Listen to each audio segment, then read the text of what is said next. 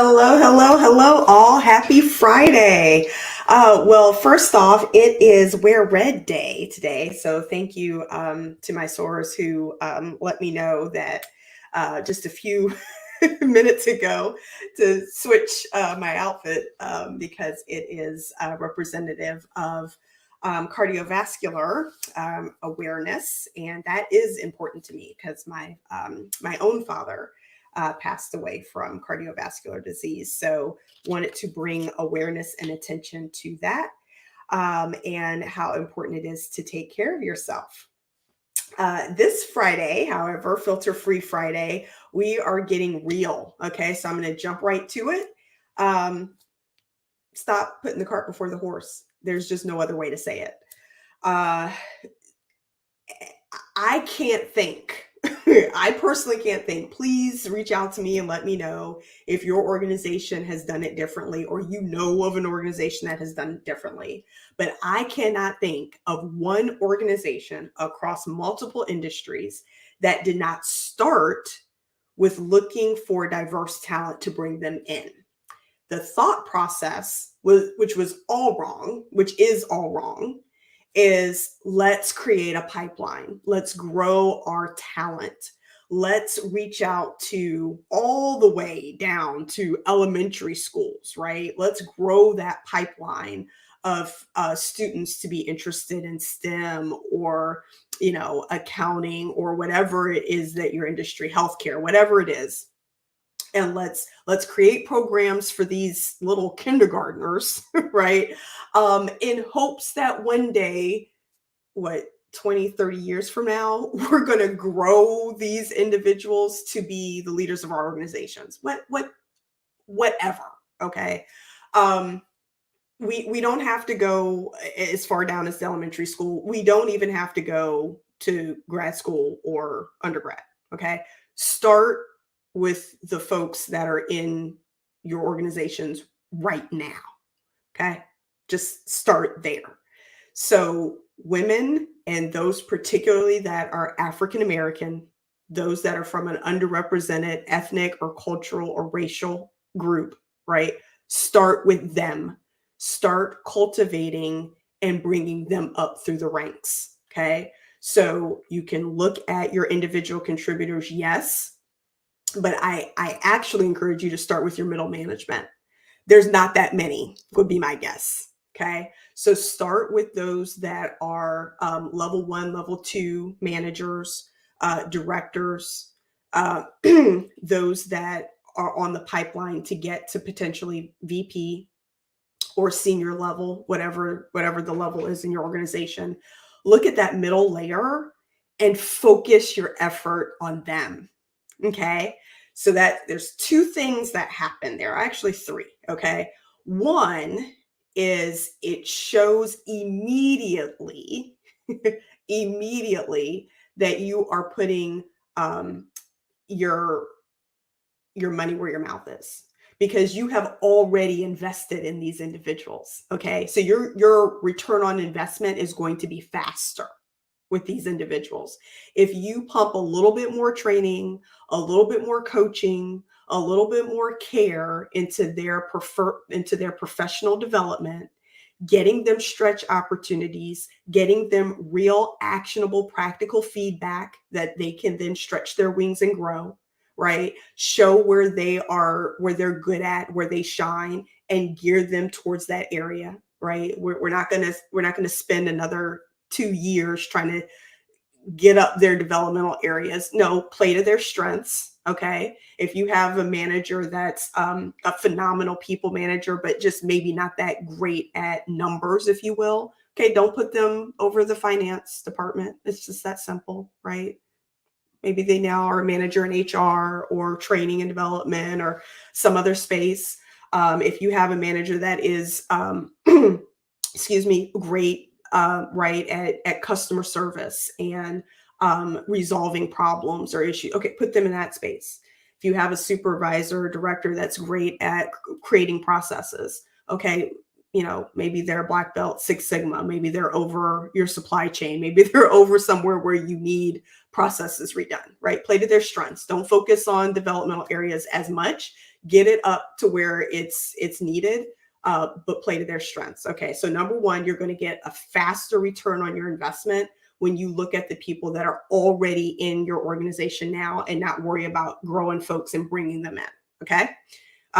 Number two, it shows everyone else in that group, oh, they're serious. They care. There's a spot for me here. It sends a very clear message that we are investing in our talent in-house and we want to grow our people. So now you have this sentiment, this employee sentiment of they care about me here and they want to see me succeed here.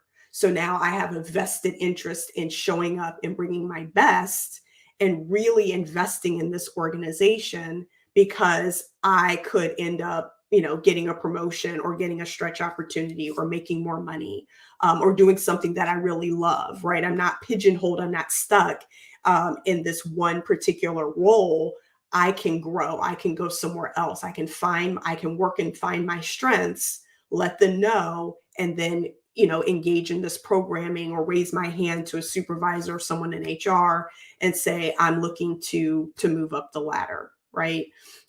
So now you have increased employee sentiment and engagement, right? Now you are starting to quickly cultivate that environment of belonging that we all hope to get to, right? We don't have to go through three, 4, 5, 6 steps and take 2 years. You can quickly get to belonging pretty fast when you show your employees that you care about them by creating special programs and creating opportunities for those that look like them already in the organization, right?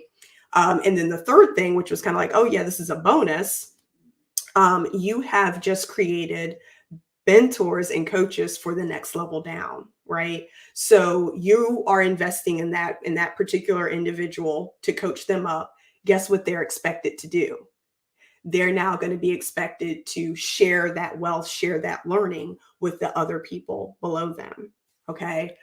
So now you have exponentially, so that one-time training investment of that coach or that mentor for a handful of people has now been exponentially replicated throughout the organization, because a part of that training and coaching that I always encourage people to do is, hey, embedded in that is you're expected to pass this information along. Don't keep it to yourself. Pass it along, right? So you're encouraging very much a model by example, okay? And that's not just for those from underrepresented populations. That is for all of your training staff. But we're not talking about that right now. We're talking about how you very specifically, very intentionally cultivate an organization where you are getting your return on your investment immediately and quickly. And we do not have to buy into this notion of this myth of we have to create the pipeline. No, your pipeline is already there. You already have African Americans that are already in your organization. It's time to look very critically at their professional development and how you can raise them up. Okay. And we're going to get creative about that. We're going to think outside the box. Your notion of what a leader is or what a leader has always been, it's time to challenge that. And if you need help with that, that's where myself and folks from AngelsSpeaking come in, where we can help you with your talent assessment and create programs, either leverage the programs that we have that are existing, or tailor a program, customize it for your organization and the skills that you need those people to exhibit in order to be those top leaders. And when I say top leaders, I'm talking director, senior director, VP or above, right? Getting them to that level.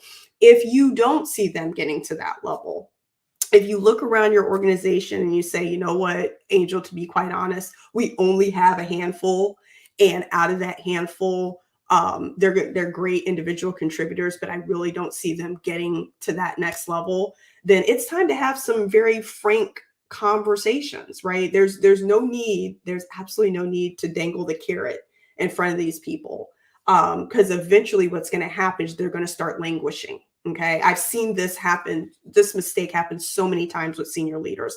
I've actually had senior leaders say to me, well, I can't tell them the truth. I can't tell them that they're not manager material because then they'll leave. Well, that's probably a good thing. If the person wants to be a manager and they have no hope or chance of being one at your organization, you want them to leave. You don't want them to stay and languish, because what will happen is they'll start bringing other people down, right? We'll start talking and saying, hey, you know what? Yeah, black person can't get up here. I've been going after manager for the last 3 years and they keep shutting me down, and it's they just don't want black people as management. That may not be the case. It might just be the case that that particular individual isn't meant for a manager level position, and that's okay. But no one has ever given that person the honest feedback, and as a result, the wrong message has now crept out that, oh, it's not just that individual, it's black people in general can't get a shot here. And guess what? Now we're dealing with an employee sentiment that's very negative, and that is unintentionally not correct. Okay, so honest, candid feedback, doing an honest assessment with an objective lens about the talent that you have at your disposal right now, and what you can do quickly, immediately, right? Over the course, when I say quickly, immediately, I'm talking a matter of months, to get people up to par to where they are flexing and showing what they are. Because very oftentimes the individual might be languishing in a role because it's not playing to their strengths, right? Or because they've been at that role too long and now they're kind of set back. So having a third party objective person come in and really do help you with that assessment and positioning people in the right spots, we'll see when they shine, right? But you have to give them that chance, that opportunity. And very, very, very often, people, especially women, especially African American women, are not given that chance to shine or given that stretch opportunity because of bias, because of fear, right? Because if I am the sponsor of this individual and that particular person does not perform the way that we need them to, then that reflects back on me. That's the risk of being a sponsor. So you don't see a lot of particularly women of color being sponsored in organizations because it's risky business, and because there's this level of distance between the person who is typically in a position of power to sponsor and the protege or the person beneath underneath them that is looking to grow in their career. And so because of that difference, now you have this level of apprehension about, well, they're good, but I want to give them more time. And that more time, right, all that does is just has the person languishing, which means that they're just kind of sitting there doing good enough. They're great. They're an above average contributor, but they're not really shining to the point of executive leadership noticing them and pulling them up. Okay, so you're in that languishing spot. Many, many, many African American women hit that position in their careers at about mid-level, which means about that senior manager, director level. And that's what creates this concrete ceiling of us not able to kind of get up there into the executive suite. So a lot of factors there to unpack, but I really want to focus you all today on the dispelling of the myth of we have to create and grow a pipeline. You do not. Start with the individuals that you have right here at your disposal in your organization right now, regardless of where they're at in their level. Focus on creating programs, sponsorship programs, not just mentorship programs, but sponsorship programs, executive coaching for those individuals so that we can get them to the point where we can get them into stretch opportunities. We can, put them in as a temporary or an intern director or VP or someone over a new area and let them stretch and grow, right? With the correct support mechanisms, right? We are not out here throwing people into the wind and saying, good luck, sink or swim. We're not doing that. We're going to be intentional about matching people with their strengths to opportunities and then giving them the appropriate support mechanisms that they are then set up for success and not set up for failure. So, with that, I just want to end it by saying stop looking outside your organization for top talent and look inside at the people you already have. So, with that, we are going to all collectively stop putting the cart before the horse. We are going to grow the people up in the organization already. And then we can start looking at programming and bringing folks outside in.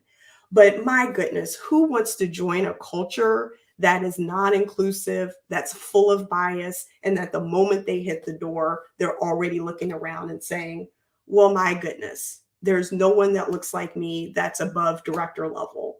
Where the heck am I going in a few years? I guess I'll just be here and get some experience and then I'm out the door. And hence you have the revolving door policy, right? Where you look to get folks in, they land 2-3 years, they're out the door, and you're thinking, what happened? That's what happened. Okay. It's Filter Free Friday. I took the filter off. If you guys have questions, concerns, disagreement, again, I'm so curious. I personally have not experienced an organization that has not put the cart before the horse. So if you are an organization that started first with looking at your talent and growing within, and then you started to reach outside, kudos to you. Please reach out to me. I would love to talk to you and find out your experience because very often we see it the opposite. And hence we have the revolving door effect and all the other bad things that happen. So with that, thank you all so much. Have a beautiful, happy, blessed, safe, healthy Friday and weekend. And we'll be right back at it with another Filter Free Friday session next week. All right. Bye all.